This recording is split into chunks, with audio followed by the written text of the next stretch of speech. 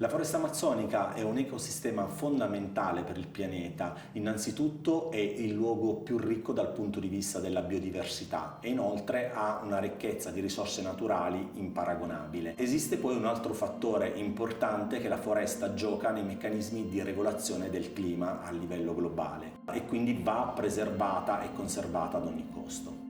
Negli ultimi decenni la foresta amazzonica è stata oggetto di interessi di tipo politico, economico e commerciale. Questo ha determinato un incremento dei tassi di deforestazione a causa delle attività estrattive. Quello che CESVI sta facendo nella foresta amazzonica peruviana, in particolare nell'area di Madre de Dios, è individuare dei sistemi alternativi e sostenibili alle attività estrattive. Portiamo avanti questa attività con il coinvolgimento delle comunità locali e con il supporto prezioso dei nostri partner come Fondazione Lavazza.